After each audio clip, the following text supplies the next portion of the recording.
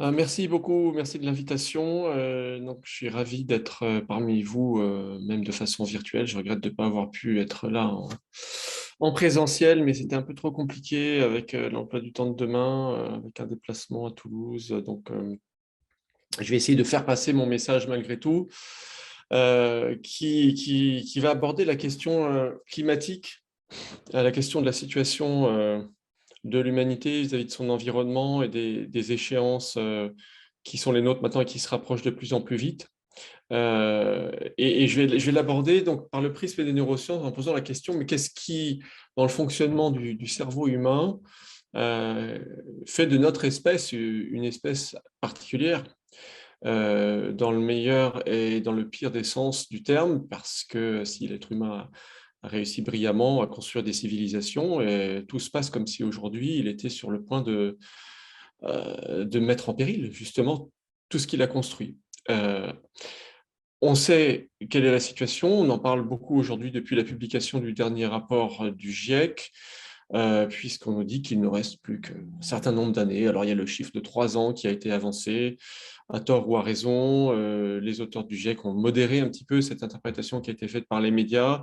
Toujours est-il que là maintenant, effectivement, la question du point de bascule vers une situation qui conduirait à une planète invivable se pose et pourrait se compter en années. Voilà. Donc, quand on dit, quand on entend dire qu'il nous reste 3 ans pour revoir nos objectifs et les atteindre de façon à respecter les accords de Paris, limiter par exemple le réchauffement de la planète à 2 degrés à l'horizon 2100, ça veut dire que maintenant on s'approche d'un horizon qui pourrait mener à des processus irréversibles.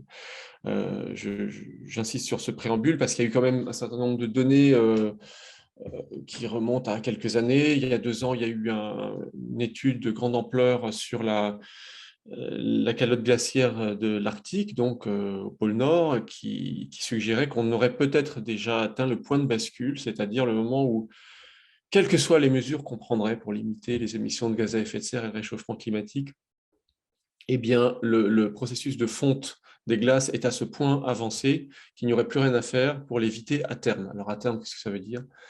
Ça veut dire que l'intégralité des masses glaciaires de l'Arctique se liquéfierait de toute façon, quoi qu'on fasse. Alors, ça peut être dans 50, 60, 70 ans. Et si c'était le cas, évidemment, l'élévation du niveau des mers ne se compterait plus en dizaines de centimètres, mais en mètres, voire en dizaines de mètres. Ce qui nous confronte à un horizon planétaire, humain, social, géostratégique complètement modifié avec des migrants climatiques. On estime aujourd'hui à l'horizon 2100, hein, si on continue cette trajectoire, à 1 milliard de migrants climatiques. Donc ça n'a plus rien à voir avec les problématiques auxquelles on est confronté aujourd'hui. Quand on voit déjà comment les conflits peuvent être déclenchés pour pas grand-chose, hein. Imaginons une planète à +2 ou +3 degrés, avec ces questions de pénurie, ces questions de migration massive, ce qui fait dire à Jean-Marc Jancovici qu'un monde à +3 degrés, c'est un monde en guerre. Donc la question des années qui viennent est beaucoup plus importante que notre conscience collective ne semble la saisir. L'autre point de rupture qui est évoqué depuis quelques mois, depuis un article paru dans Nature sur l'état de la forêt amazonienne, suggère que la transition de la forêt amazonienne vers une savane, en fait, est peut-être déjà amorcée de façon irréversible ou pourrait s'amorcer dans quelques années. Donc, je crois que tout ça, ça donne un ordre de grandeur de l'échelle de temps qu'il faut maintenant intégrer et qui est cohérente avec ce que nous dit le GIEC. Et donc, il va falloir se poser la question, comment on fait? Et moi, cette question, je me la suis posée de façon pas forcément triviale depuis, on va dire, 3 ou 4 ans, euh, simplement en constatant deux choses. En constatant que la conscience des catastrophes à venir est de plus en plus répandue, mais que les actes ne suivent pas. Moi, je n'étais pas du tout prédestiné par mon activité, voilà, plutôt dans la diffusion de la connaissance sur le cerveau humain, à aborder les questions d'écologie et d'équilibre des écosystèmes. Simplement, je crois que pendant un certain temps, j'ai senti monter une masse d'informations qui s'accumulaient sur la surpêche, sur la surexploitation forestière, sur l'érosion de la biodiversité, sur les concentrations de dioxyde de carbone dans l'atmosphère, sur l'effet de serre, qui m'a préparé à un moment à une sorte de déclic. Et ce déclic s'est produit un jour que je prenais en fait mon petit déjeuner tout simplement. C'était il y a quelques années, je crois que c'était en 2017, quand j'entends d'un seul coup, donc à la radio, il était à peu près 8 heures du matin, sur une station nationale, un journaliste qui faisait état d'un rapport établi par 15 000 scientifiques au niveau international, qui tirait sonnette d'alarme en disant que nous sommes en train de perdre la course contre le réchauffement climatique et que donc toutes les conséquences que j'ai évoquées devenaient de plus en plus certaines. Et ce qui était frappant, c'est d'entendre ce journaliste donc, qui diffusait cette information très clairement dire à son auditoire qu'il s'agissait d'une très mauvaise nouvelle. Je me souviens très bien de ces termes-là. Donc, c'était assez anxiogène et je me souviens avoir passé une journée un peu difficile.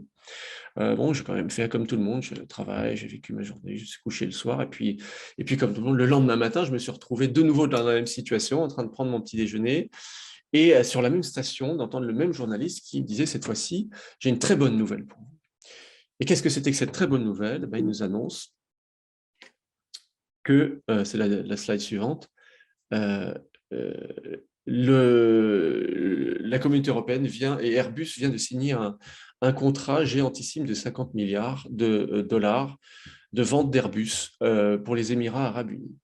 Et donc, à 24 heures d'intervalle, je me trouvais avec finalement un message qui était diffusé par la même personne, une personne normalement éduqué, qui a accès à l'information, qui est capable d'analyser l'information, mais à 24 heures d'intervalle, qui se lamentait de la destruction de notre planète et qui se réjouissait en fait d'un processus de croissance économique et dans un secteur bien particulier, extrêmement dépendant des énergies fossiles, qui contribue très largement à cette catastrophe. Et pour moi, ça a été vraiment un moment de désarroi.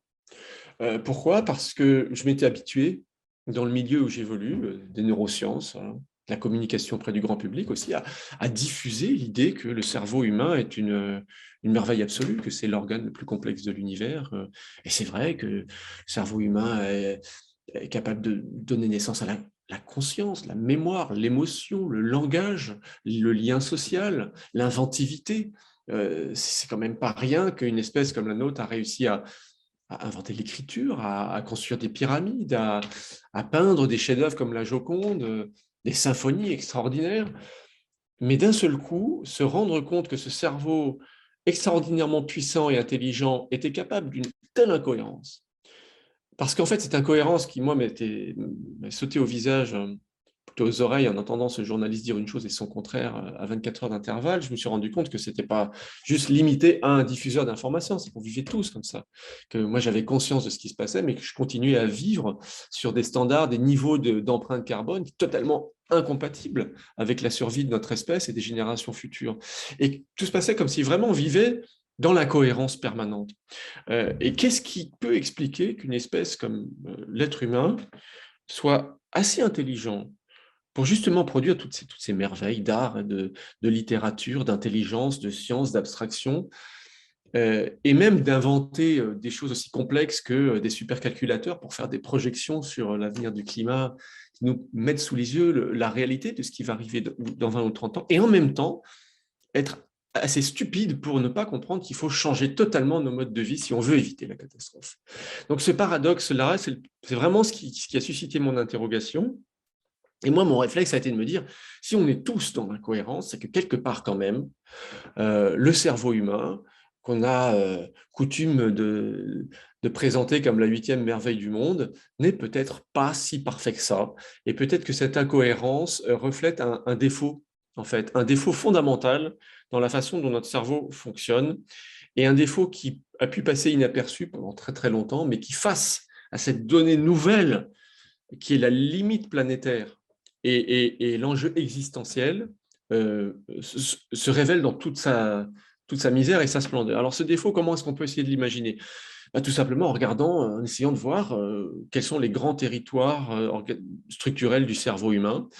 Et il y a une chose qui saute aux yeux, si on regarde la slide suivante, si on regarde un cerveau humain, par rapport à d'autres espèces, il y a quelque chose qui est caractéristique chez Homo sapiens, c'est qu'il y a la partie extérieure du cerveau, donc le cortex cérébral, qui est extrêmement développé, donc qui prend cet aspect plissé, Et c'est le cortex cérébral qui est majoritairement responsable de ce qui fait l'intelligence humaine, la capacité d'abstraction, le langage, la créativité, la pensée symbolique, les fonctions exécutives, savoir planifier. C'est vraiment quelque chose qui nous est largement permis par le développement de notre cortex cérébral. Et donc, si on voulait revenir à ce qui a fait tout le succès de l'espèce humaine et toute cette intelligence, il faudrait certainement faire appel au cortex cérébral. Mais si on regarde plus au cœur du cerveau humain, donc sous le cortex, au centre, donc des zones qu'on appelle sous-corticales, il y a notamment cet ensemble de noyaux cérébraux centraux qu'on regroupe sous le terme de striatum. Alors, le striatum, lui, c'est assez différent parce que déjà, il est commun à la plupart des espèces de vertébrés. Il est probablement beaucoup plus ancien dans l'évolution du vivant que le cortex cérébral, qui lui s'est développé dans les phases plus récentes de l'évolution d'Homo sapiens. Et le striatum, lui, vraiment pas spécialisé dans la production d'intelligence. Lui, sa fonction, c'est plutôt de déterminer des motivations, c'est-à-dire des principes d'action qui nous poussent à agir d'une certaine façon. Et il va nous inciter à adopter certains comportements en nous récompensant quand on le fait, grâce à une molécule qui fournit du plaisir et qui s'appelle la dopamine, qu'on voit sur la slide suivante. Et cette dopamine va être libérée au niveau du striatum quand un individu va déployer un certain nombre de comportements. Et pour les définir, il faut partir du point de vue que ce système de récompense a joué un rôle essentiel dans notre survie depuis très longtemps, et que donc il va récompenser les comportements qui ont favorisé la survie de nos ancêtres depuis l'émergence de l'humanité. On va se situer là sur des échelles de temps de l'ordre de 2 millions d'années.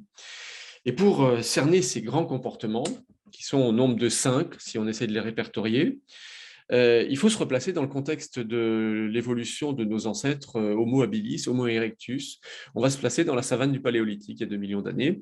Et la première de ces 5 grandes motivations, qu'on va voir tout de suite, c'est tout simplement manger. Parce que la première condition de la survie à court terme déjà, c'est de trouver pour nos ancêtres une proie, parce qu'il y a évidemment la cueillette, mais la chasse qui va jouer un rôle de plus en plus important, et de pouvoir se nourrir de cette proie. Et donc, à chaque fois que nos ancêtres vont tomber ou arriver à capturer une proie imposante qui permet de survivre à court terme en faisant des réserves alimentaires, eh bien, leur striatum va les récompenser avec une dose de dopamine. C'est extrêmement important pour ancrer ça dans les circuits d'apprentissage du cerveau et pour assurer que ce comportement de recherche de nourriture soit récompensé et donc reproduit sans faillir. Et ce qui est très important à comprendre dès le début dans ces conditions de vie, c'est que là, on est dans un contexte où il n'y a guère de moyens de conserver la nourriture. En outre, nos ancêtres, dans une situation comme celle-là, peuvent se faire disputer leur proie par d'autres prédateurs. Et puis enfin, il n'est pas du tout certain de retomber sur une prise de ce type-là avant plusieurs jours, plusieurs semaines ou plusieurs mois.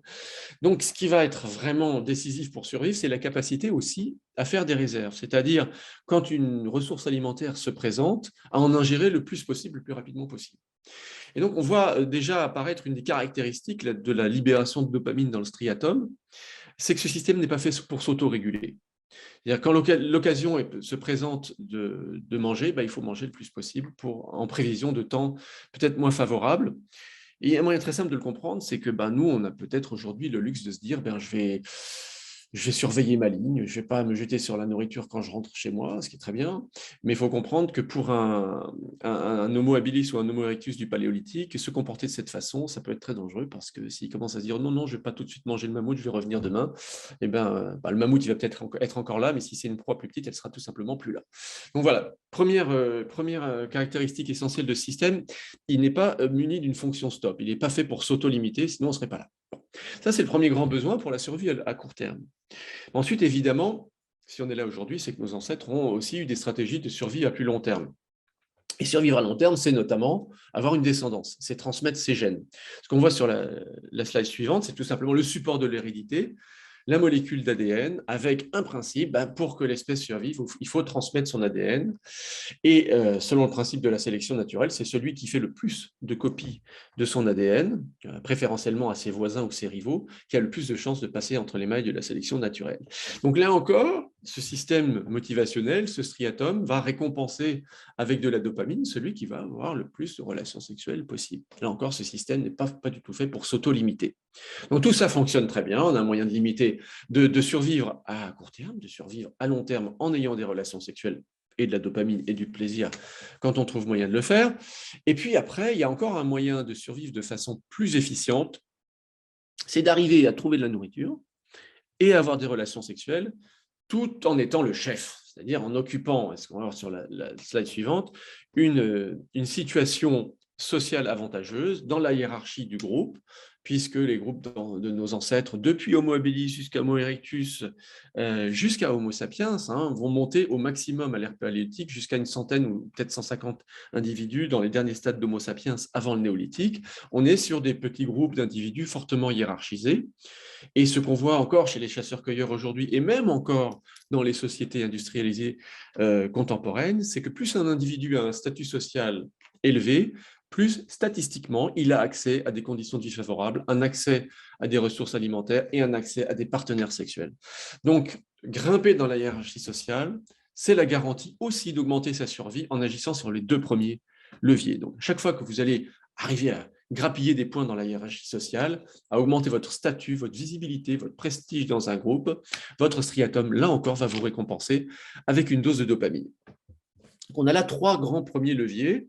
Le quatrième, peut-être moins évident, qui va encore améliorer les chances de survie de nos ancêtres, c'est, si on reprend donc, les trois premiers, manger, se reproduire, être le chef, mais c'est encore mieux si vous arrivez à faire tout ça en limitant vos dépenses énergétiques. Et là, on voit sur la slide suivante, imaginez d'avoir réussi effectivement à subvenir à vos besoins alimentaires, à vos besoins sexuels, à avoir une situation favorable dans un groupe et en plus d'arriver à ne pas faire grand-chose, à vous reposer plus qu'à vous dépenser. Alors ça, c'est essentiel.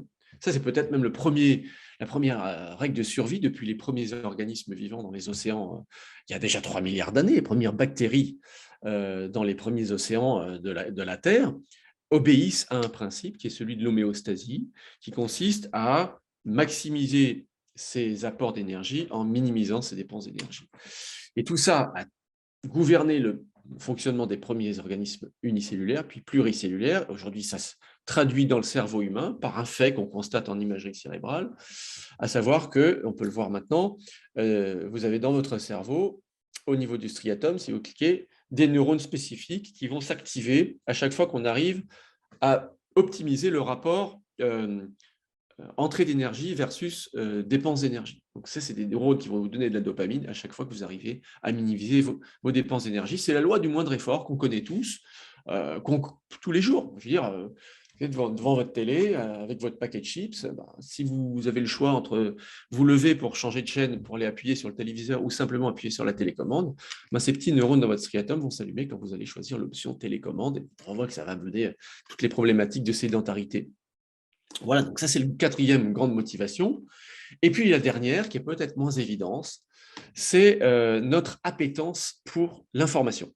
Que si on reprend les conditions de vie de nos ancêtres dans la savane, ce qui est très très important, c'est d'être capable de repérer dans l'environnement des informations pertinentes. Qu'est-ce que c'est que des informations pertinentes? C'est tout ce qui peut signaler la présence soit d'un danger, soit d'une ressource alimentaire. Donc ça va être notamment savoir déchiffrer les signes de l'environnement naturel, des traces d'animaux dans la boue séchée, savoir repérer ces traces parce que c'est quelque chose qui ne saute pas aux yeux, donc il faut avoir un œil bien exercé pour ça, une grande appétence pour l'information, et savoir l'interpréter aussi, c'est-à-dire savoir faire la différence entre une trace de prédateur et une trace de proie, parce que c'est vraiment une question de vie ou de mort. Et au fil des millions d'années où ce système s'est affiné, on se retrouve finalement avec un système de récompense qui est très sensible à toute forme d'information, aussi discrète soit-elle. Et ce système fonctionne à merveille.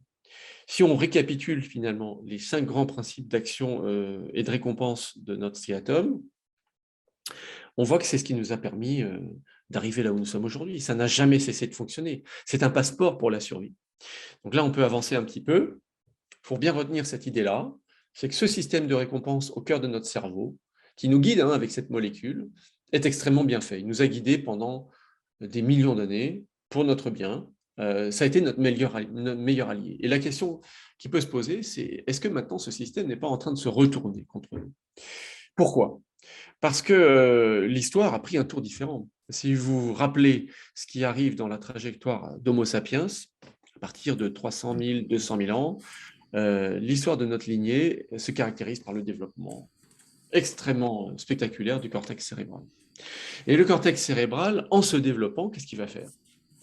Eh bien, il va trouver des moyens, et on le voit très très bien à travers toute l'inventivité humaine, de satisfaire toujours plus efficacement les 5 grands besoins que je viens de citer.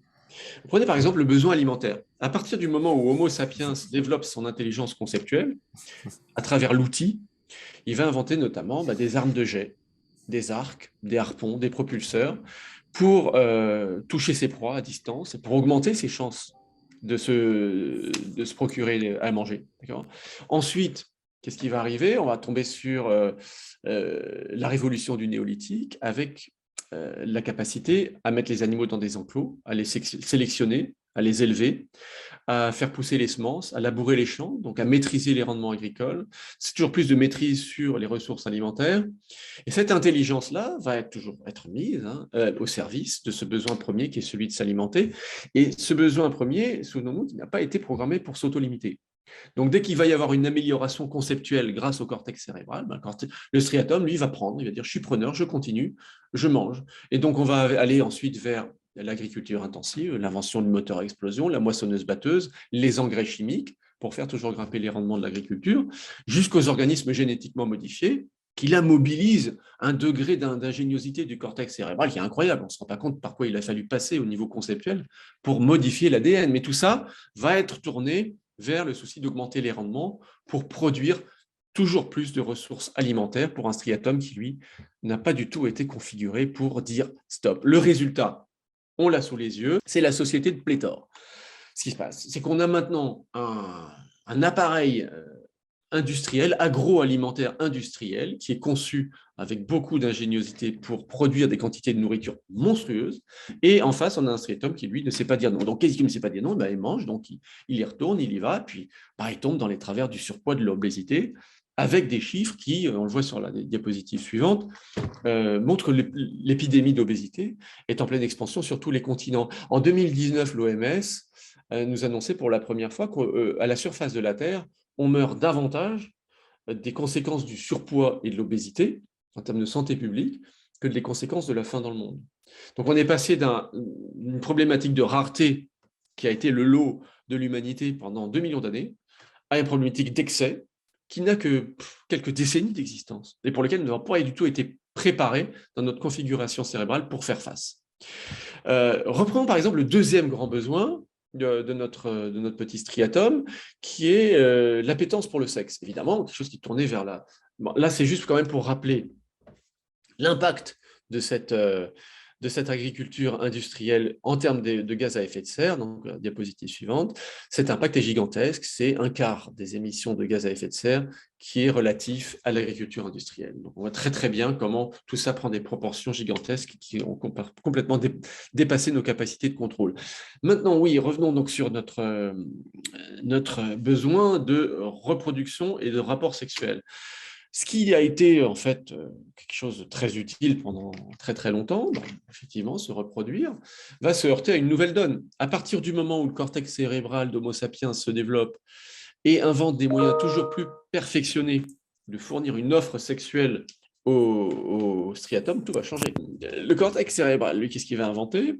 Il va inventer Internet, il va inventer donc les sites de rencontres et bien les sites pornographiques. Et qu'est-ce qui va se passer à ce moment-là? Le striatum qui a rongé son frein pendant des millénaires, parce qu'il faut voir quand même que dans un groupe d'Homo erectus, les occasions d'avoir des rapports sexuels sont quand même courent pas les rues. C'est-à-dire que les sociétés hiérarchisées, il faut défier le chef pour avoir accès aux femelles. Voilà. C'est pas du tout la débauche de sexualité qu'on imagine. Et donc, ce striatum, qui a été un assoiffé de sexe pendant des millions d'années, arrive dans une société où il peut se retrouver devant quelque chose d'incroyable, qui est un écran d'ordinateur, où il peut cliquer toute la journée, s'il veut, pour regarder des vidéos pornographiques. Et donc, il ne sait pas s'arrêter. Il n'a pas été programmé pour ça. Et donc, le résultat de la rencontre entre ce besoin inextinguible et cette offre de sexe en ligne illimitée, hein, vous pourriez passer votre vie à visionner, vous n'en auriez pas assez d'une vie.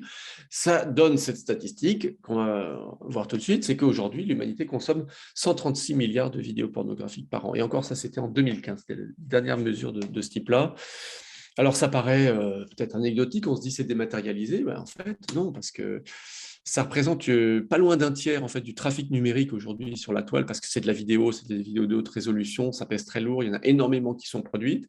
Et aujourd'hui, le secteur du numérique a dépassé en termes d'émissions de gaz à effet de serre le secteur aérien. Donc, c'est quelque chose qui a un impact gigantesque, hein. Ça atteint maintenant plusieurs pourcents des émissions de gaz à effet de serre mondiales chaque année.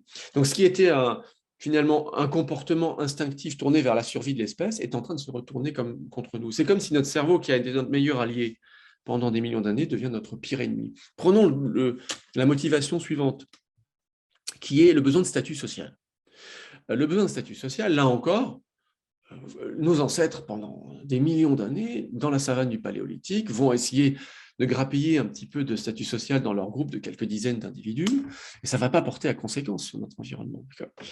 Mais une fois de plus, souvenons-nous ce qui se passe avec Homo sapiens, le développement de l'intelligence par le cortex cérébral va donner lieu à toutes sortes d'outils totalement incroyables. Aujourd'hui, on est 8 milliards à la surface de la planète. On a tous ce striatum qui nous dit à chacun d'entre nous, essaye d'être quelqu'un de relativement important si tu peux.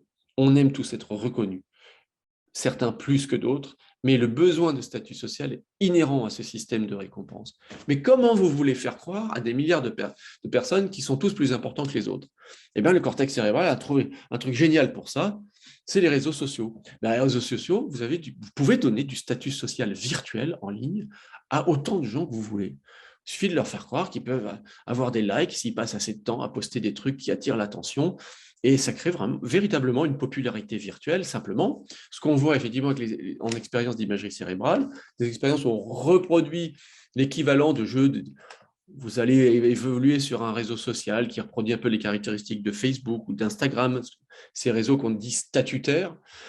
On voit très très bien la libération de dopamine dans le striatum dès qu'une personne gagne des likes, et puis la baisse de dopamine dès qu'elle perd des likes.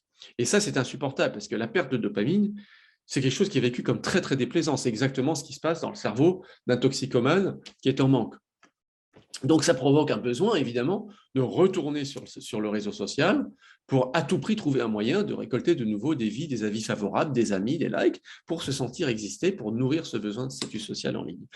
Alors, on peut se dire là encore que ce n'est pas très grave, voilà, ça permet aux gens de passer du temps à se réconforter sur leur estime de soi, mais d'une part, ça donne une estime de soi qui est très fragile, elle est sans arrêt remise en question, il y a toujours le risque de retomber dans le classement, et puis d'autre part, tout ça a un impact très profond sur les émissions de gaz à effet de serre, puisque là encore, ça fait tourner des serveurs qui consomment énormément d'énergie, des énergies qui sont encore largement produites à partir d'énergies fossiles.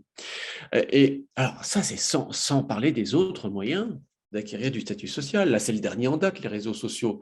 Mais si vous réfléchissez à ce qui s'est passé à partir des années 20 avec l'essor de l'automobile, ce qui s'est passé, c'est qu'à partir de ce moment-là, il y a eu des audits aux États-Unis, commandités par la Maison-Blanche, qui voulait savoir comment relancer la production automobile qui commençait à s'enrayer, parce que les Américains commençaient à avoir tous une voiture. Et le résultat du rapport qui a été livré au président de l'époque, c'était que, bah, tant pis, les Américains commençaient à avoir des voitures, mais il suffisait de leur dire, est-ce que vous avez une voiture de plus que le voisin? Ou est-ce que vous avez une voiture avec le dernier modèle en option de plus que le voisin? Et on a vu la production repartir. Ce qui se passe, c'est qu'une fois que vous arrivez à activer le ressort de la comparaison sociale, c'est-à-dire à connecter l'usage d'une automobile avec l'affichage d'un statut social, à ce moment-là, le besoin devient illimité. Ça, ce sont des résultats de premières expériences qui ont été menées en ce sens sur la réaction du cerveau humain face à des modèles de voitures de sport, où on voit précisément l'activation du striatum dès qu'on montre, notamment à des sujets de sexe masculin, il faut le préciser, parce que ça dépend un petit peu du genre des personnes, des voitures de sport. Signe extérieur de statut social, et on va décliner ça après à travers le dernier avatar du signe extérieur de statut, c'est le smartphone. Il faut avoir le dernier. Vous voyez chez les ados, et pas seulement, le besoin de se doter du dernier modèle, c'est clairement un besoin de s'afficher comme étant hype, à la page, et non pas largué dans son groupe de pairs. Et donc tout ça, évidemment, va épuiser les ressources naturelles, va dépenser énormément d'énergie, il va y avoir le smartphone, il va y avoir tous les objets de luxe, les sacs à main griffés, les chaussures de luxe, tout ce que vous voulez. On n'est plus dans le besoin, on est dans la surenchère de désirs qui sont superflus, mais qui viennent nourrir le besoin de statut social. Donc ça, c'est un ressort extrêmement important. On voit très bien comment c'est en train d'aller beaucoup plus loin que ce que la planète peut nous offrir. Et allons donc vers la quatrième grande motivation du striatum, qui est le besoin de moindre effort. Souvenez-vous de ce qui se passe dans notre cerveau à ce moment-là. Et rappelons-nous que nous sommes aujourd'hui non pas sur une plage vierge au néolithique, mais dans un univers totalement bardé de technologie. Et qu'est-ce qui se passe quand vous avez le choix entre aller au travail en hiver à vélo, si vous avez le choix d'y aller à vélo ou en voiture, s'il fait un peu froid, s'il pleut, le striatum, lui, va préférer le moindre effort, de s'asseoir sur les coussins moelleux de votre berline, d'enclencher le chauffage ou la climatisation selon la météo extérieure, d'appuyer sur le bouton pour mettre la musique, se faufiler tranquillement dans le trafic sans effort. Le choix est vite fait. Mais le striatum va aussi favoriser tout ce qui peut soulager nos efforts, grâce notamment à la domotique. Aujourd'hui, l'essor des volets roulants commandables à distance, des objets connectés qui n'ont pas forcément beaucoup d'utilité, qui coûtent très cher en technologie, en extraction de matériaux de construction. Les assistants vocaux, qui sont en pleine expansion aussi, c'est vous juste diminuer encore un petit peu l'effort qu'il vous faut faire pour commander votre plat de sushi. Ça n'est même plus à vous connecter sur votre clavier. Il vous suffit de murmurer quelques mots pour avoir ce que vous voulez. Toujours le moindre effort. Alors, évidemment, vers la moitié du XXe siècle, ça a eu un impact très positif, notamment sur la capacité des femmes à accéder à des emplois en les soulageant des travaux ménagers. Donc, ça a des très bons côtés. Mais le problème, c'est que le système, on rappelle, n'est pas fait pour s'auto-limiter. Donc, on ne sait pas s'arrêter. Et donc, tout ce qui va soulager nos efforts, que ce soit, on a parlé des télécommandes, des téléviseurs, mais aussi du fait de pouvoir voyager à l'autre bout du monde en sirotant une coupe de champagne à 10 000 mètres d'altitude pour une poignée d'euros, au point que c'est subventionné par les États aujourd'hui, c'est toujours quelque chose qui s'adresse au carburant de l'économie, qui est cette dopamine qui nous fait rechercher le confort, la facilité, parce qu'autrefois, ça a été une condition de la survie. Aujourd'hui, ce n'est plus une condition de la survie, c'est probablement un facteur d'extinction. On voit que le mouvement s'inverse. Allons vers notre cinquième grand besoin, qui est la recherche d'informations. Là encore, quelque chose de vital en des temps reculés. Diapositive suivante. Ah oui, non, j'aime bien cette image parce qu'elle montre que même quand on veut faire des efforts, notre striatum trouve toujours un petit moyen de nous tendre une petite sucrerie. Voilà, les paradoxes humains ne manquent pas. Alors, allons vers la cinquième grand besoin, qui est le besoin d'information. On se rappelle le rôle vital dans des conditions de vie hostiles d'il y a très longtemps, mais qu'est-ce qui a changé? Rappelons-nous, évolution du cortex cérébral, intelligence, technologie. Notre merveilleux cortex a inventé un monde dans lequel les informations ne sont plus rares, comme c'était le cas en milieu naturel, elles sont excessives. On vit dans un milieu saturé d'informations. Regardons, on vit aujourd'hui, vous allez dans la rue, c'est des écrans, des enseignes lumineuses qui capturent votre attention, qui vous proposent des informations, des publicités dans tous les sens. Vous êtes au travail, vous avez des petites alertes SMS, des petites alertes email quand vous essayez de travailler qui capturent votre attention, qui vous interrompent sans arrêt. On a tous dans notre poche en fait un micro-ordinateur, un smartphone. Qu'est-ce que c'est? Quelque chose qui vous envoie des notifications au bout de champ, qui vous propose des chaînes d'information continues, de l'information en ligne. Il y a un terme qui est apparu, le terme scroller, donc c'est faire défiler l'information sans limite, parce qu'aujourd'hui, vous pouvez passer votre journée à faire défiler les informations, ça n'a pas de limite. C'est nourri par des serveurs hyper puissants. Évidemment, tous les bouquets TV, la presse écrite extrêmement diversifiée. On vit dans un monde saturé d'informations. Il y a un terme qui a été inauguré il y a maintenant quelques décennies déjà, qui résume ça, c'est le terme d'infobésité. L'infobésité désigne l'équivalent pour notre recherche d'information de l'obésité pour notre recherche d'alimentation.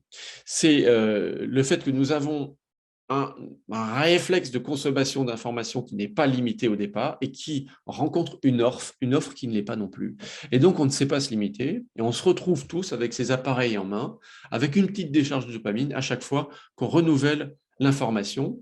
Et on se retrouve avec des tableaux sociétaux comme celui qu'on connaît tous, qu'on peut voir sur la diapositive suivante, qui va carrément vers quelque chose de complètement pathologique, quoi. On est au-delà de 1984, on est dans l'extinction du rapport social par l'addiction à des petites infos qui nous sont délivrées sur nos écrans et qu'on n'a même pas le temps, en fait, de prendre pour ce qu'elles sont. C'est même plus de l'information qui va être analysée, c'est de l'information qui est avalée, digérée, même pas digérée, non, simplement ingérée en boucle, et qui provoque souvent un sentiment d'ailleurs d'excès, de boulimie et de mal-être à l'arrivée.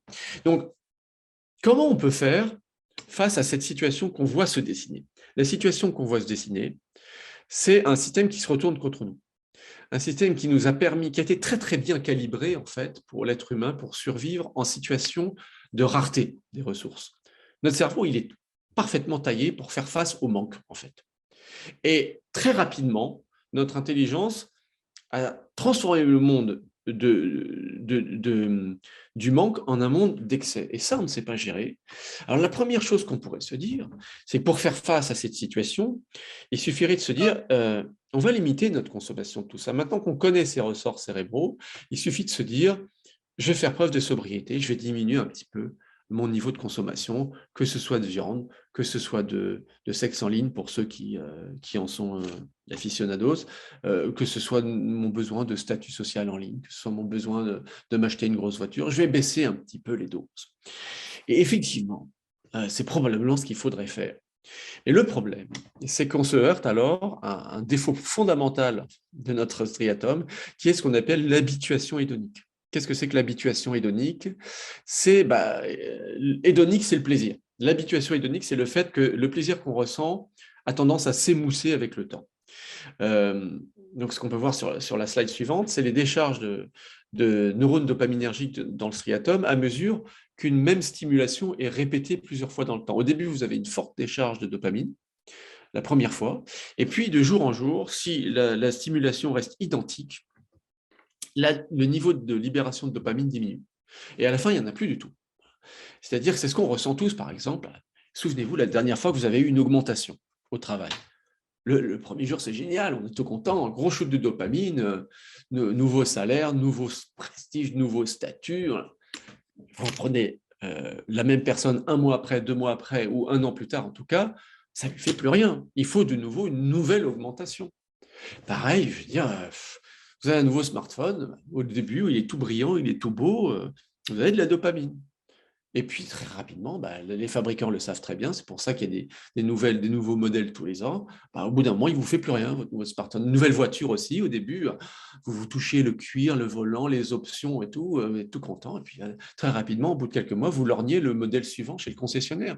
Vous prenez même en matière de sexe, bien souvent, ce qui se passe, c'est ce qu'on appelle un petit peu c'est de la lassitude dans le couple, pas toujours, parce qu'il y a des moyens de contourner quand même ce défaut-là, c'est qu'il y a une tendance à ressentir un peu moins d'excitation avec le temps et de vouloir de nouvelles stimulations. Ce que montre ce phénomène d'habituation hédonique, c'est que le seul moyen pour relancer la production de dopamine au bout d'un certain temps, c'est d'augmenter les doses. Donc, c'est d'aller vers des nouveaux modèles de technologie, d'avoir plus de likes sur Internet. Quand vous avez du pouvoir en politique, c'est de briguer un mandat électif plus prestigieux. Et ça, comment faire avec ça? D'abord, il faut tirer son chapeau à ce système parce que ce besoin du toujours plus, c'est ce qui fait de l'être humain une espèce conquérante. C'est ce qui fait que nos ancêtres ont toujours voulu aller voir plus loin, qui ne sont jamais satisfaits de ce qu'ils avaient. Le comportement exploratoire, ne jamais se satisfaire de ce qu'on a, ça permet de voir venir, de toujours prospecter vers de nouvelles ressources alimentaires, de nouveaux territoires. Et si on regarde l'histoire d'Homo sapiens sur Terre, c'est l'histoire d'une espèce qui essaime, qui migre, qui va conquérir.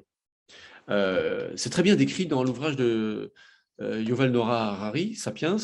Il retrace vraiment la trajectoire d'Homo sapiens à partir du moment où il migre hors d'Afrique. C'est en fait une trajectoire qui est jonchée de disparition d'espèces parce que partout où Homo sapiens arrive, il prend ce qu'il y a, il coupe les forêts, il prélève les ressources alimentaires, il provoque vraiment dès le début en fait une extinction d'espèces. C'est assez bien documenté. Simplement aujourd'hui, ce pouvoir prédateur prend des dimensions totalement inédites avec l'érosion de la biodiversité qui aujourd'hui a atteint 60% en 50 ans. On est dans ce qu'on appelle la 6e extinction de masse de l'histoire de la planète. Donc ce principe d'habituation hédonique, quelque part, c'est un principe de croissance biochimique dans le cerveau. Le fait que la dopamine ait tendance à diminuer quand on n'augmente pas les doses, ça pose la nécessité d'augmenter les doses pour ressentir du plaisir. Et donc, c'est un besoin de croissance biochimique dans notre cerveau. Et je crois que ce qui est intéressant de voir, c'est que avec notre intelligence, nous les humains, nous avons constitué un système économique, financier, civilisationnel qui est basé sur le principe de croissance. Et c'est comme si on avait construit notre monde de façon à satisfaire ce besoin de croissance dans notre cerveau. Et je crois qu'il faut en prendre conscience parce qu'on a souvent tendance à dire qu'on est libre de nos choix, qu'on crée des civilisations d'après des grands principes éthiques, mais si on regarde au fond, peut-être que tout est un petit peu dicté par cette dynamique de l'habituation hédonique. En tout cas, c'est un prisme d'analyse qui mérite d'être modulé, mais en tout cas, qui colle à la réalité. Alors, qu'est-ce qu'on peut faire une fois qu'on sait qu'on est sujet à ce principe d'habituation hédonique? Eh bien, on peut se dire que malgré tout, maintenant, il y a quelque chose qui a changé depuis, on va dire depuis une dizaine d'années, et la prise de conscience du fait qu'on ne peut pas continuer comme ça. La croissance, même si elle est dictée par notre striatum, elle se heurte à la réalité, c'est-à-dire qu'on vit sur une planète qui est finie.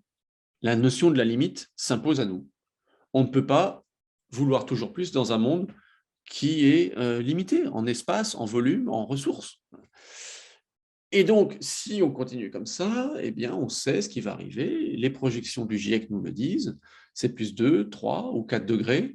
C'est 1 milliard de migrants climatiques. C'est des conflits, c'est des pénuries. C'est nos enfants ou nos petits-enfants qui n'auront plus d'avenir.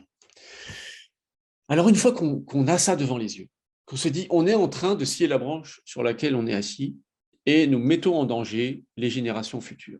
À ce moment-là, on se dit peut-être que ça va nous faire réagir. Eh bien, c'est sans compter sur l'incroyable cécité de notre striatum à la temporalité. Lui, si je vous dis, dans 30 ans, il y aura des problèmes, c'est votre cortex qui le comprend, votre conscience explicite, intelligente. Mais il ne faut pas croire que lui, le petit bestiau au milieu de votre cerveau, votre striatum, l'entend de cette oreille. Lui n'a pas la notion du temps. Et ça se remarque à travers un principe qui s'appelle la dévalorisation temporelle, et qui a été mis en évidence par un psychologue il y a déjà plusieurs décennies, qui s'appelait Walter Mischel, à travers une expérience célèbre qui s'appelle l'expérience du marshmallow, que certains d'entre vous connaissent peut-être, et qu'on va pouvoir regarder. Dans cette expérience, on peut lancer la vidéo. On voit en fait une expérimentatrice qui fait venir des enfants dans une pièce et qui leur dit, voilà, voilà un marshmallow, alors soit tu le manges tout de suite, soit tu attends 3 minutes, et si tu arrives à attendre 3 minutes sans le manger, tu en auras 2. Donc là, on va tester la capacité de l'enfant à résister à l'attrait du plaisir immédiat pour obtenir une récompense future. Donc, c'est la capacité à se projeter dans l'avenir. Alors, qu'est-ce qu'on voit?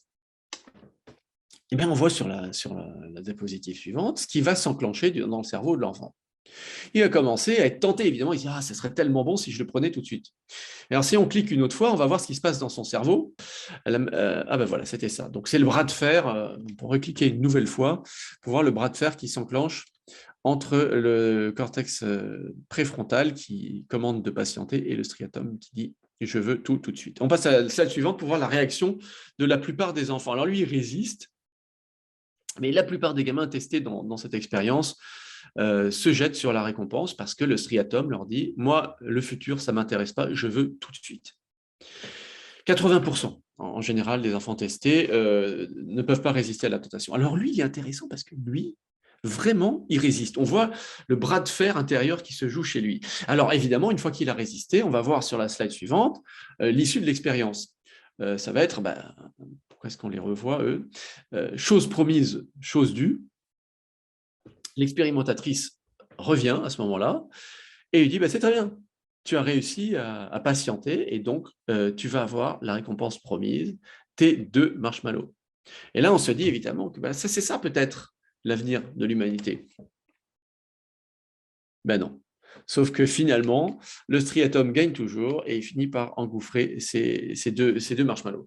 Ça, cette expérience qui a été menée au départ sur des enfants avec des friandises a été reproduite par la suite sur des adultes, non pas avec des marshmallows, mais avec de l'argent, et livre le même résultat. C'est-à-dire que plus une récompense est éloignée dans le temps, moins elle a d'impact sur notre décision instantanée qui repose sur le besoin de ressentir ce frisson de dopamine, ce plaisir pur dans l'instant. Et on voit très bien dans quel dilemme on est placé. C'est qu'à chaque fois qu'on essaie de prendre conscience des enjeux futurs, et le GIEC n'arrête pas de nous le dire, eh bien, on se dit, toujours on verra après. On peut encore se prendre une bonne côte de bœuf, par exemple, ou je peux encore m'acheter le dernier modèle de smartphone. Ça ne va pas changer la face du monde. C'est un petit peu, vous savez, quand même, quelqu'un qui veut arrêter de fumer, qui se dit, j'en prends encore une. Ce n'est pas ça qui va changer. Cette attirance pour la récompense instantanée, c'est le grand piège. Et ce grand piège se traduit en fait par un besoin d'avoir tout toujours plus vite. C'est le grand phénomène d'accélération des rythmes de vie, d'accélération de la société qu'on peut voir à travers les graphiques suivants, qui a été analysé par le sociologue Hartmut Rosa, le phénomène d'accélération, qui se traduit par le fait que finalement, quand vous avez un striatum qui, lui, veut les choses tout de suite, et que de l'autre côté, vous avez un cortex cérébral qui fait des progrès technologiques, dès qu'il peut fournir au striatum une technologie qui lui donne les choses plus rapidement, le striatum se jette dessus. Et donc, toutes les améliorations techniques, comme la vitesse de connexion Internet, va prendre des parts de marché, parce que tous les consommateurs vont se jeter dessus. Vous avez également, évidemment, l'augmentation de la vitesse de computation des ordinateurs, qui suit la même courbe d'accélération, si on peut la voir. Non, en fait, c'était dans l'autre sens. Ça, c'est l'augmentation des parts de marché des plats tout préparés. Oui, évidemment, si vous pouvez arrêter de perdre du temps à passer des heures à faire la cuisine dans une bonne vieille marmite, mais plutôt appuyer sur le bouton d'un micro-ondes pour vous réchauffer un plat en 45 secondes, là encore, votre striatum est content.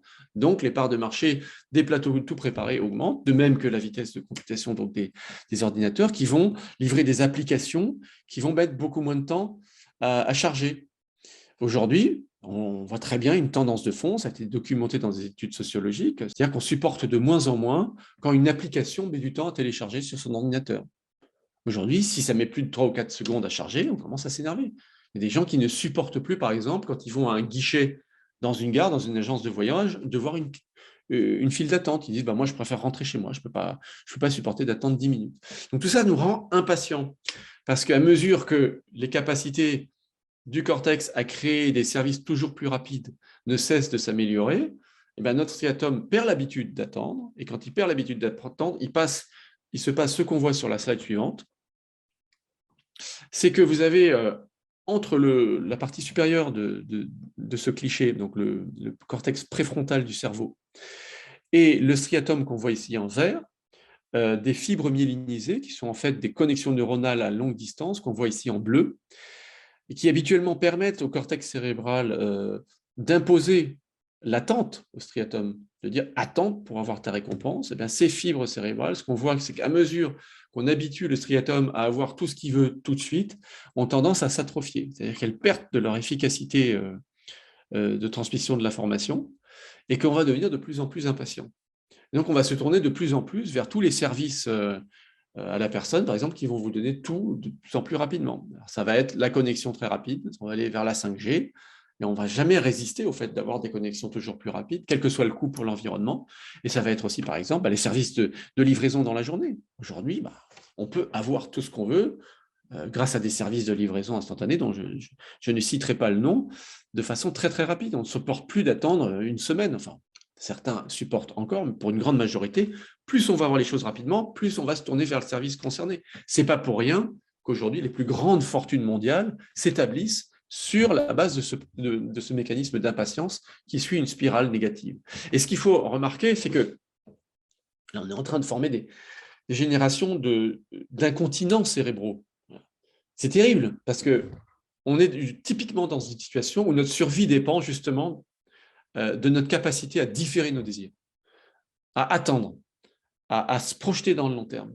Et au lieu de ça, notre technologie et la dynamique économique qui s'est greffée dessus favorisent la création, l'atrophie de ces fibres cérébrales et la création de cerveaux qui sont de véritables incontinents temporels. Nous n'arrivons plus à attendre, de moins en moins. Il y a ce drame des temps d'attention qui est parfois cité de la part des enseignants aussi chez certains élèves, qui pose question quand même, comment faire en sorte de différer l'obtention d'une récompense chez des individus qui ont, depuis leur plus jeune âge, en fait, des moyens d'avoir de la dopamine très rapidement en appuyant sur des boutons pour regarder des vidéos, par exemple. Bon. Donc, comment enrayer ce mécanisme-là? Allons voir un petit peu dans la suite de la présentation. Il y a 3 pistes qui découlent en fait de ce tableau que je brosse du cerveau et qui met l'accent sur l'économie de la dopamine finalement, parce que on voit très bien que tout tourne autour de ça. Alors c'est peut-être un peu caricatural, évidemment, il ne faut surtout pas croire que notre cerveau n'est constitué que de circuits dopaminergiques, c'est très très loin d'être le cas. Mais sur ces dimensions d'impatience et de récompense, c'est essentiel. Et à ce point de la réflexion, souvent les gens me disent, bah, finalement, est-ce que le plus simple, finalement, ce ne serait pas d'enlever le striatum? Des opérations neurochirurgicales, allez, on l'enlève et puis c'est réglé. Eh ben, le problème, c'est qu'on dispose en fait de situations cliniques qui reproduisent ce cas de figure, des situations de lésions cérébrales où le striatum est largement endommagé. Et c'est très éclairant de voir ce que ça donne. C'est-à-dire que ce sont des situations très étranges parce que les personnes concernées semblent tout à fait normales, comme vous et moi, sont capables d'avoir une conversation, sont capables de parler, de lire, de réaliser des calculs mentaux. Il n'y a aucun déficit de langage, d'intelligence. Simplement, ce qui n'existe plus, c'est la capacité de désirer par soi-même quelque chose. C'est-à-dire de se mettre en mouvement par soi-même pour aller subvenir à ses besoins, pour aller ne serait-ce que vers un plat pour le manger. Il y a par exemple des gens en milieu hospitalier qui sont victimes de ces lésions cérébrales et à qui vous pouvez mettre un plateau repas le matin sur leurs genoux et le soir, ils n'y ont pas touché. Et si vous leur mettez la nourriture dans la bouche et que vous leur demandez est-ce que c'est bon, ils disent oui, c'est bon. Mais par contre, si vous leur laissez devant eux, ils sont incapables de faire la connexion entre l'idée que ça va être bon et le fait d'enclencher le mouvement. Donc on voit très bien que ce système de récompense est fait véritablement pour enclencher l'action dans la perspective d'un plaisir futur. C'est ça qui fait le fantastique pouvoir de ce système pour assurer les comportements liés à notre survie.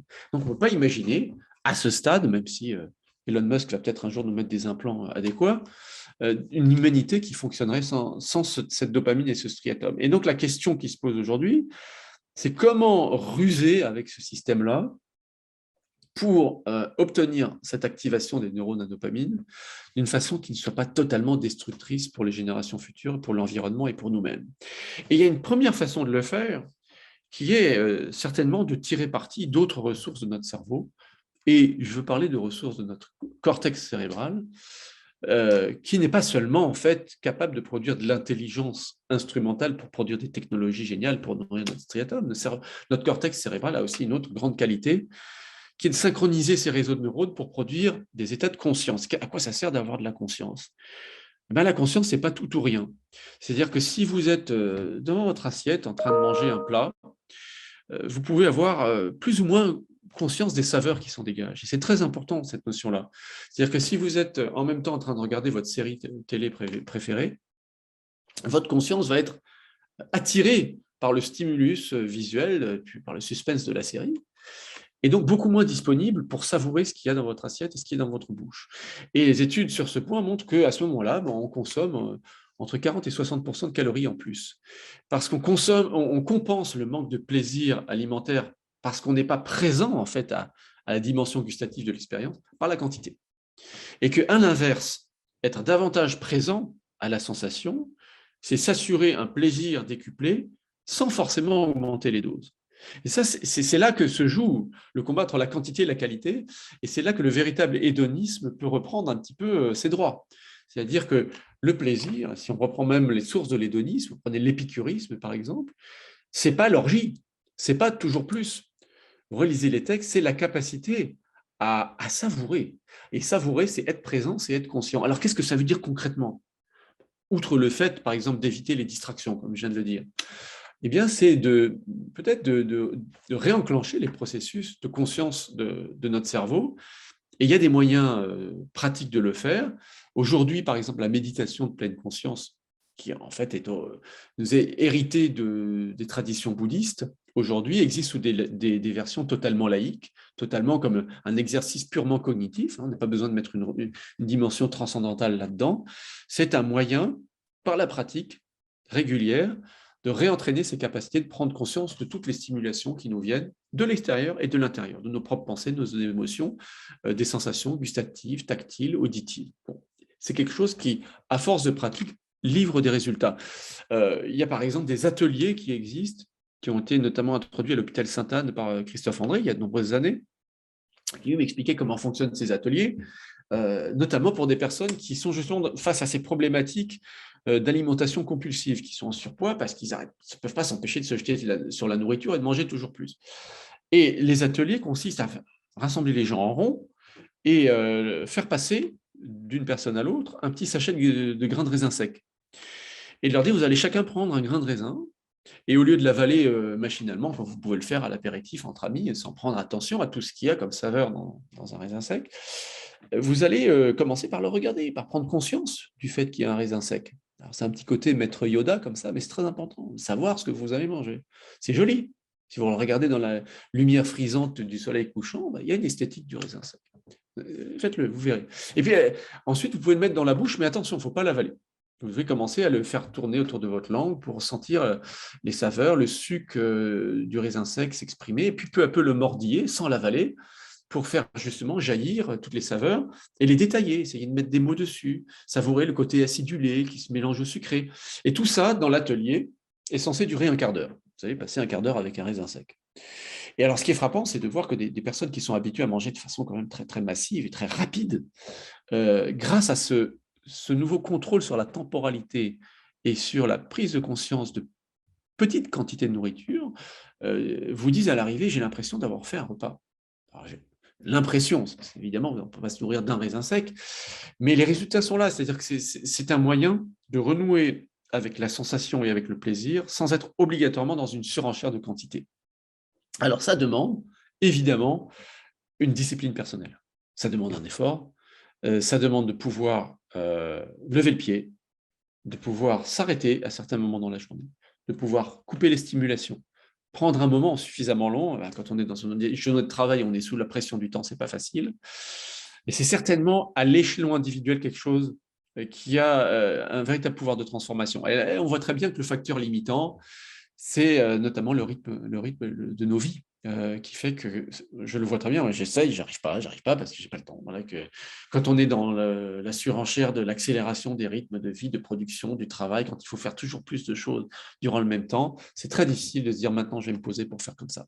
Et donc la clé là-dedans, c'est de réfléchir à l'organisation, de la temporalité et de la pression du travail, de la compétition aussi, des niveaux de stress qui nous poussent en fait à surconsommer parce qu'on compense le manque de temps et de conscience par la quantité de ce qu'on consomme pour quelque part combler un vide aussi. Donc là, la dimension de la pleine conscience va aussi avec la dimension réflexion sociétale sur les rythmes de vie et les rythmes de travail.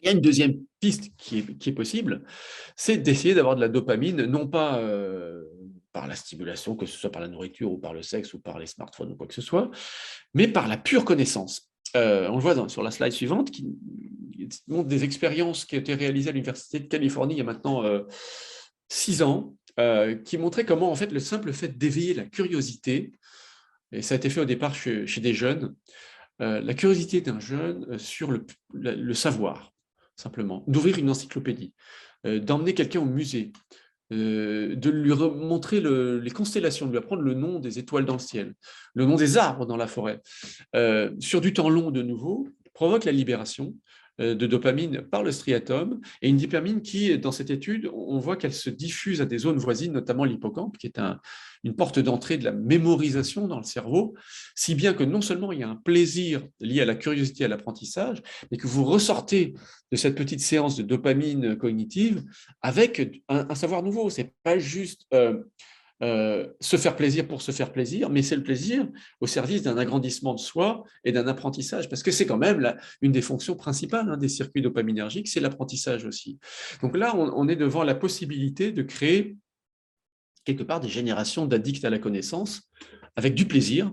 Et tous ceux qui consacrent leur vie à la connaissance savent qu'on peut avoir beaucoup de dopamine sans forcément avoir un train de vie matérialiste important. Il y a une véritable avenue qui s'ouvre devant nous, qui a été complètement oubliée, sacrifiée quand on regarde le sort qui est réservé à l'éducation dans beaucoup de nos pays, en tout cas, moi je parle pour la France, ça fend le cœur. On pourrait faire autre chose de nos cerveaux que de proposer des stimulations rapides et distrayantes, mais plutôt de nouveau d'aller vers de la transmission d'un savoir et de curiosité qui est libératrice de dopamine. On le sait grâce à l'imagerie cérébrale maintenant. Et là, de nouveau, là, on voit très très bien à quoi ça va se jouer. Ça va se jouer à quelques minutes. Cette libération de dopamine part de la pure curiosité. Il lui faut, dans les expériences qui sont citées, entre 10, 20, 25 minutes pour se produire. C'est-à-dire qu'il faut pouvoir maintenir des gens devant une information, une transformation, une transmission de connaissances qui ne sont pas instantanées, qui ne diffusent pas tout de suite une dopamine immédiate avec des petits bruits, des petits stimuli lumineux, et qui demandent de pouvoir rester devant quelque chose, une information à bas bruit, pas forcément très distrayante tout de suite, en passant le cap des premières minutes, pour ensuite en retirer un plaisir vraiment, vraiment profond.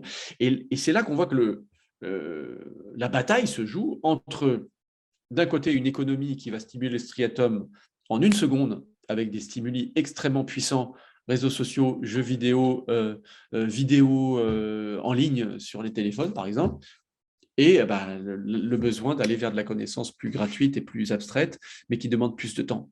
Donc je pense que ce n'est pas du tout impossible, mais je crois que ces notions-là de temporalité doivent être vraiment mise sur la table dans les débats auprès du public le plus large possible, et montrer que c'est quelque chose qui est décisif en fait dans notre équilibre cérébral, et que c'est nous qui avons quelque part la décision hein, des rythmes de temporalité qu'on souhaite instaurer pour les générations futures.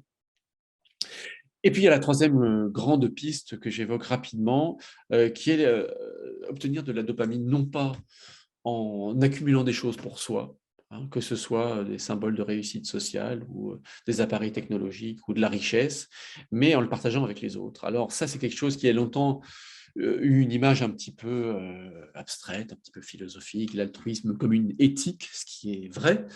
Mais la nouveauté, je trouve, qui est venue notamment d'expériences qui ont été réalisées en 2018 à l'Université de Zurich, c'est de constater que dans certains cas, le fait de donner active véritablement ces réseaux de neurones à dopamine dans le striatum et donc produit un véritable plaisir biochimique.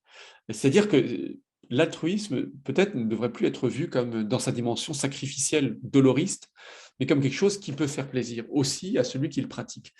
Et c'était très intéressant dans ces expériences de constater que c'était principalement les femmes, en fait, dans ces expériences, qui arrivaient à obtenir de la dopamine en partageant des sommes d'argent avec des inconnus hein, qu'elles ne reverraient même jamais. Donc, il n'y a même pas d'idée de réciprocité hein, dans ce geste altruiste-là.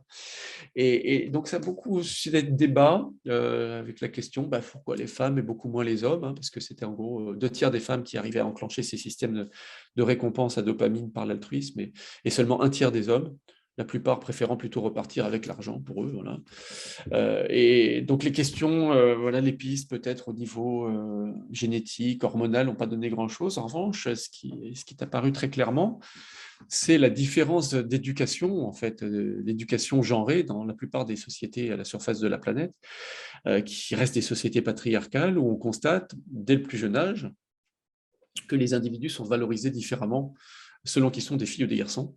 C'est-à-dire que les petites filles, dans les familles, à l'école, partout, vont être valorisées en fonction du comportement d'empathie, de sollicitude et d'altruisme qu'elles peuvent avoir avec les autres. Et ça, c'est décisif, parce que quand vous valorisez un enfant, pour la première fois, vous lui donnez un statut social. Et son striatum, il réclame ça. C'est vraiment peut-être le besoin le plus important.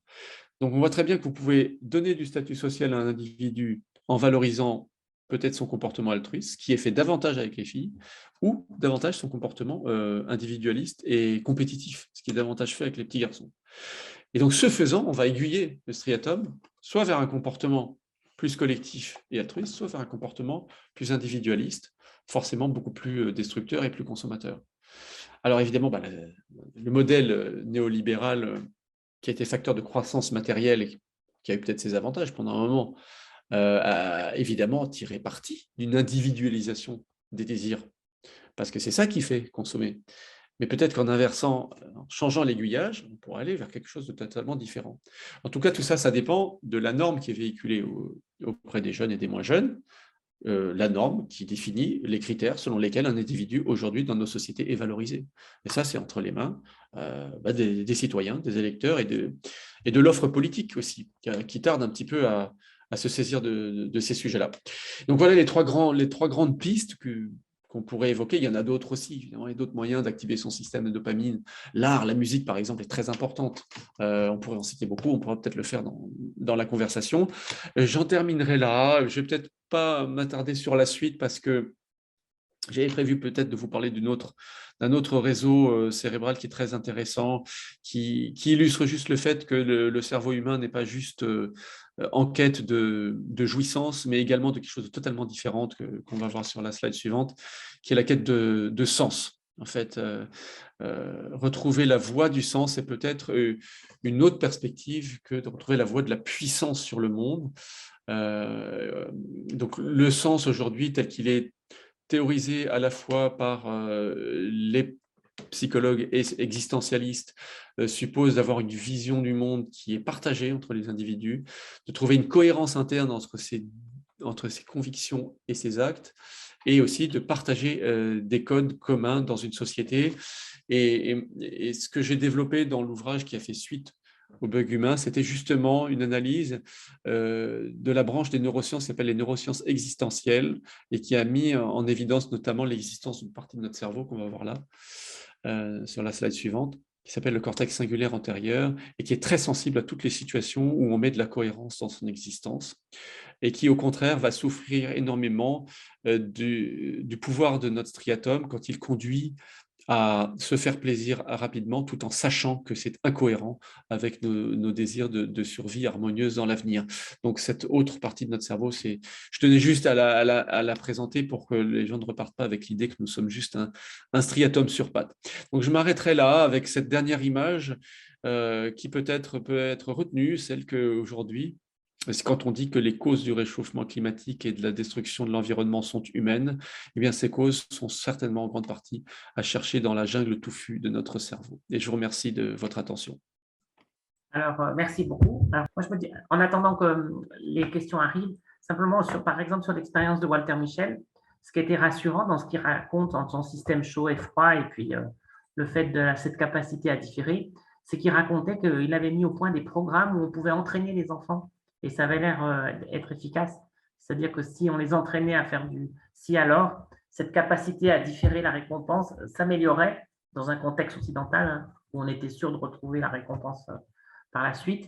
Et il montrait qu'avec des entraînements systématiques à l'école ou dans des quartiers, c'était possible d'améliorer cette capacité. En tout cas, c'est quelque chose qui est modulable par un entraînement et une éducation spécifique.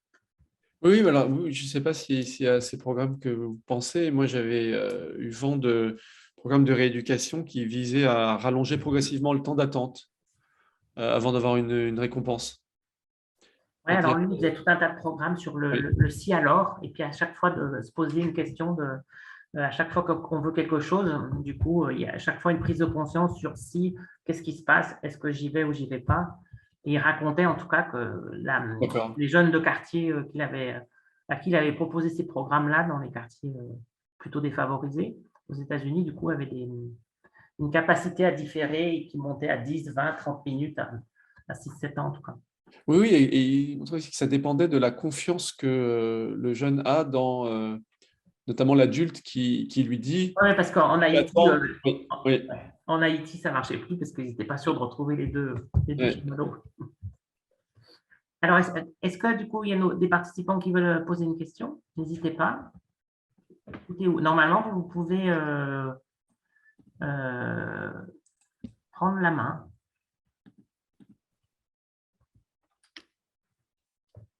Je sais que c'est toujours un peu compliqué par Zoom. Il y a Alaric qui veut poser une question. Ah, alors, allez-y.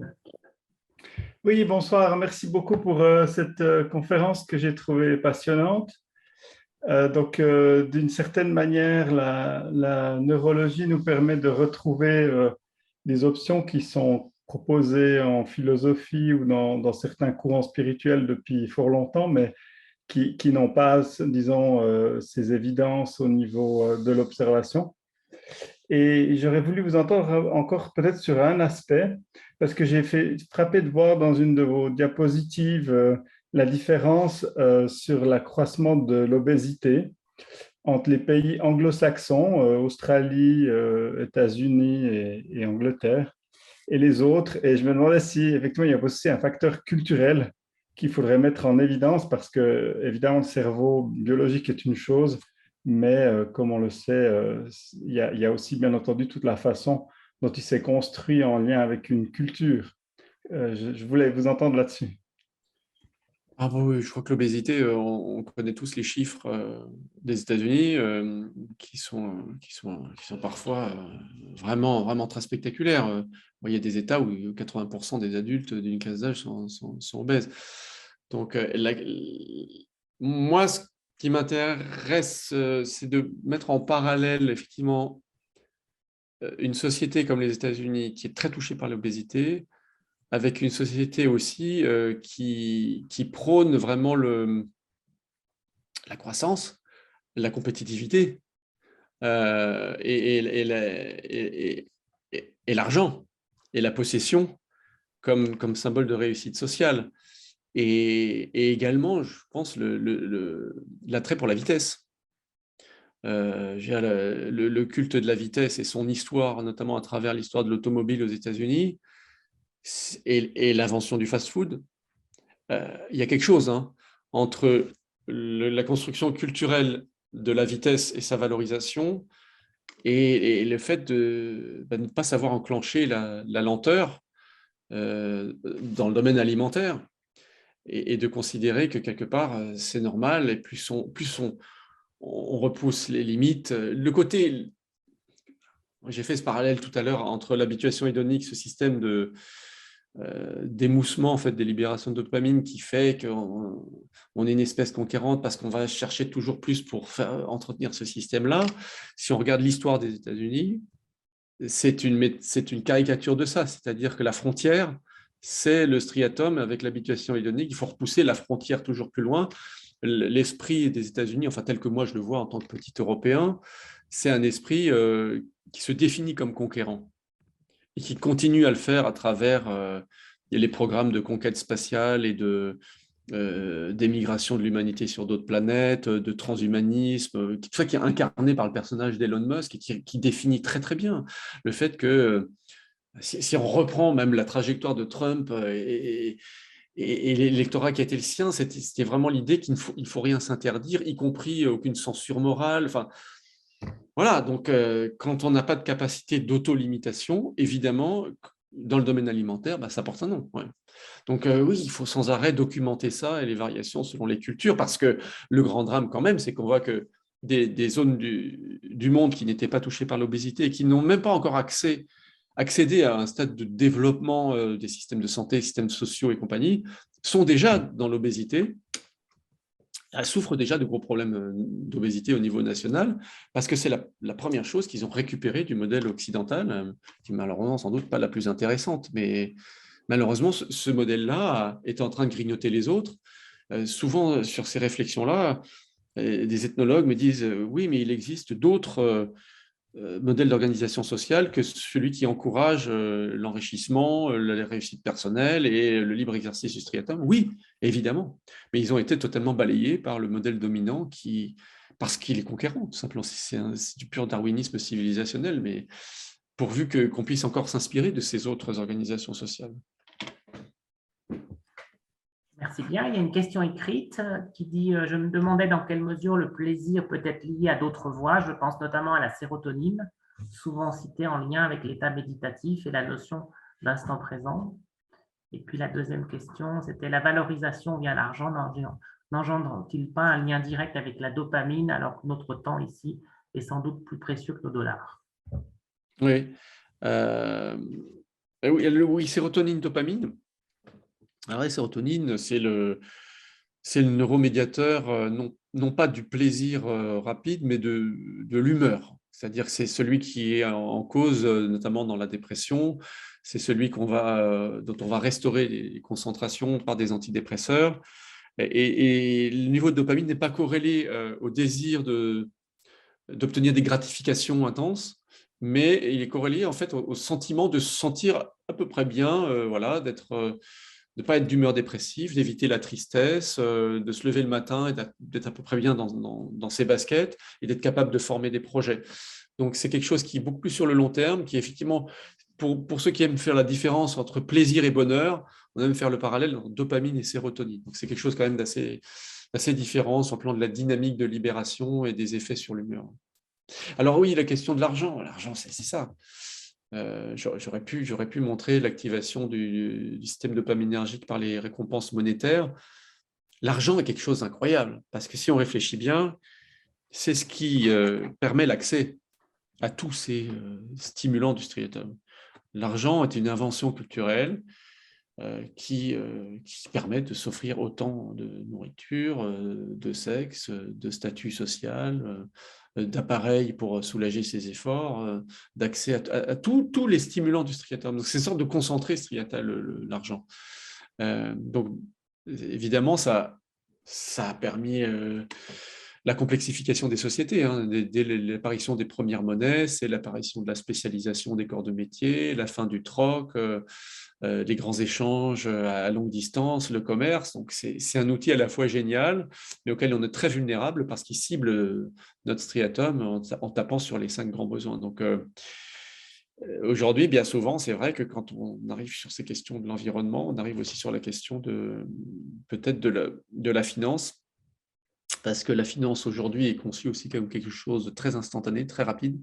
Les décisions financières sont prises par des algorithmes qui décident en quelques nanosecondes, hein, donc bien plus rapidement que les humains.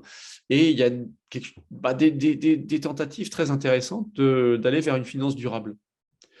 Et notamment Catherine Husson-Traoré dans les groupes de réflexion de la communauté européenne qui propose de mettre en place dans le système bancaire des réglementations qui favorisent le financement de projets, non pas d'après des retours sur investissement rapides, parce que c'est ça qui tue tout, mais de dire, voilà, il y aura des retours sur investissement dans 20 ans en fonction de l'impact bénéfique qui aura été obtenu ou pas sur les écosystèmes ou sur l'économie circulaire ou que sais-je. Et donc, je crois que par rapport à l'argent, ce que ça doit montrer, c'est que c'est un peu notre talon d'Achille, mais c'est ni bon ni mauvais. Ça dépend vraiment de la façon dont on l'encadre. Et aujourd'hui, on en a fait un instrument d'instantanéité et d'enrichissement personnel, mais ça peut être quelque chose qui transforme le monde aussi. J'ai une petite question directe aussi, c'était attribuer tous ces problèmes de comportement simplement à une explication striatum ne risque-t-il pas de déresponsabiliser les gens dans leur comportement? C'est pas moi, c'est mon striatum. Ouais. Alors, quand on veut se déresponsabiliser, on y arrive. Hein. Donc, moi, j'ai constaté essentiellement de la part de gens qui recevaient mon message, des réactions qui me disaient maintenant, ah ouais, par exemple, typiquement, une femme qui me disait avant, quand il y avait le Black Friday, je me jetais sur ma carte bleue et j'allais courir faire les soldes hein, et je réfléchissais pas. Et maintenant, j'ai le réflexe, je me dis, c'est mon striatum. Et qui me dit, mais en fait, c'est là que la liberté commence.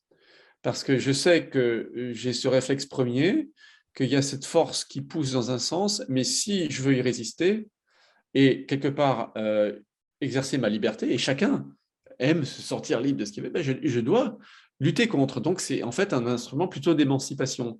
Et j'ai presque toujours eu cette réaction-là, sauf quand j'ai été approché par de grandes entreprises multinationales qui voulaient m'inviter à parler pour dire qu'en fait, ce n'était pas de leur faute, c'est la faute du vilain striatum de tous les consommateurs.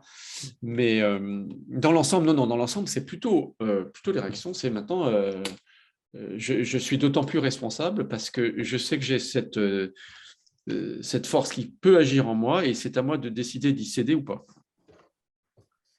Merci beaucoup. Est-ce qu'il y a une dernière question avant qu'on clôture ce séminaire? J'ai mis sur le fil de la discussion le lien de notre chaîne YouTube des différentes conférences, et en particulier la conférence de notre collègue professeur Tobias Broch, qui a fait une conférence la semaine dernière, justement, très liée, c'est nos émotions peuvent-elles nous aider à devenir plus durables, donc qui fait écho parfaitement à cette conférence. Ah, et puis il y a quelqu'un, pardon, Christian Billy, je crois que vous pouvez reprendre la main. Ok, bonsoir, merci beaucoup pour cette présentation. J'avais une dernière question. En fait, j'ai trouvé très intéressant et enfin, voilà, c'est des questions qui m'intéressent aussi depuis un petit moment. Et je me demandais en fait au niveau social, en fait, parce qu'il y a un niveau individuel et puis on voit au niveau social qu'il y a cette quand même capacité à euh, enchaîner sur l'autorégulation ou inciter à l'autorégulation, que ce soit comme principe de réalité ou euh, comme hiérarchie à respecter dans le groupe ou des choses comme ça. Et puis je me demandais par rapport, enfin voilà, comment réformer ce social, parce qu'on voit cette politique de l'économie comportementale sur les biais cognitifs, en fait, qui ont été dit, enfin, maintenant, ça s'appelle les nudges, en fait, c'est gérer le social en jouant sur nos biais cognitifs, dont la récompense instantanée, des choses comme ça. Est-ce qu'il y aurait des stratégies pour transformer le social? Enfin voilà, c'est pas vraiment une question, c'est plus un état de questionnement. Je ne sais pas si vous pouvez en faire quelque chose. Merci beaucoup. Oui, oui, je crois que vous voir un petit peu à quoi vous faites référence. Moi, je vois un lien avec les normes sociales, c'est-à-dire que j'ai un petit peu esquissé la question avec l'altruisme, c'est-à-dire que le désir de partager, c'est quelque chose qui s'inculque par une norme qui valorise l'individu qui se comporte de telle ou telle façon. Et je pense que des normes, à condition d'exister sur plusieurs plans, parce que pour qu'une norme soit une norme, il ne faut pas que ce soit juste dans le cercle de la famille, ni uniquement à l'école, ni uniquement dans les médias. Il faut que ça infuse les différentes strates de la société. Si un discours comme ça arrive à faire passer l'idée qu'on peut avoir une justification, une place sociale, une reconnaissance en adoptant de nouvelles normes de comportement, à ce moment-là, on va créer de nouveaux désirs. C'est-à-dire que vous avez par exemple ce phénomène intéressant en Suède, la honte de prendre l'avion. Donc vous avez cette espèce de nouvelle norme qui a fait tache d'huile, qui fait qu'une fois que vous avez une masse critique d'individus qui considèrent que ce n'est pas tellement respectable d'aller se payer un aller-retour à Bali pour le week-end, se retrouvent rassemblés je sais pas, dans une soirée ou dans une conversation professionnelle. Celui qui arrive et qui veut faire partie du groupe et qui veut avoir un statut dans son groupe, il est obligé aussi de faire pareil. Donc ça fait appel à des biais cognitifs, comme le biais de majorité, le biais de conformité, le côté un petit peu moutonnier que peut avoir l'être humain, mais qui, dans ce cas-là, peut agréger des comportements vertueux. Et le petit problème, c'est difficile à décréter les normes. C'est quelque chose qui se développe de façon plus ou moins spontanée, qui prend ou qui ne prend pas, côté viral ou pas. Je pense que ce qu'on peut faire, c'est les favoriser. Et il y a encore de la marge. Par exemple, il y a évidemment la question des prescripteurs. C'est-à-dire que qu'est-ce qui va notamment augmenter les chances pour qu'une nouvelle norme pénètre dans les différents corps de la société? Ça va être notamment le discours des médias. Sans parler des réseaux sociaux qui ne sont pas possibles à maîtriser, mais les prescripteurs médiatiques, les grands médias, pourraient décider d'en faire beaucoup plus, pourraient décider de mettre dans les heures de grande écoute, par exemple, non pas des footballeurs qui gagnent des millions en roulant en Ferrari et puis en allant jouer la Coupe du Monde au Qatar dans des stades climatisés, mais des gens qui ont choisi un mode de vie sobre et qui retirent une véritable admiration pour ça et qui gagnent une visibilité qui est capable de surmonter celle peut-être des anciens modèles. C'est ça qui est difficile parce que moi je le vois, hein, j'ai beaucoup œuvré pour ça aussi. Les journalistes aujourd'hui à la fois sont pas très formés sur les questions à la fois comportementales et climatiques et environnementales, et puis n'osent pas prendre le risque aussi de proposer des nouveaux modèles de désirabilité sociale. Mais notamment à ce niveau-là, il y aurait moyen d'encourager de nouvelles normes. Il faut travailler à ça parce que c'est peut-être à un moment comme ça que la masse critique va être atteinte. Moi, je crois beaucoup à ça. Ouais. Je pense que les normes sociales, c'est des choses qui peuvent se modifier beaucoup plus vite que nos circuits cérébraux, en tout cas dans leur grand programme de développement génétique. Alors parce que ça, il faudrait attendre des centaines de milliers d'années pour que ça change. Eh bien, alors vraiment, merci beaucoup. Alors, grand programme de développement génétique, alors parce que ça, il faudrait attendre des centaines de milliers d'années pour que ça change.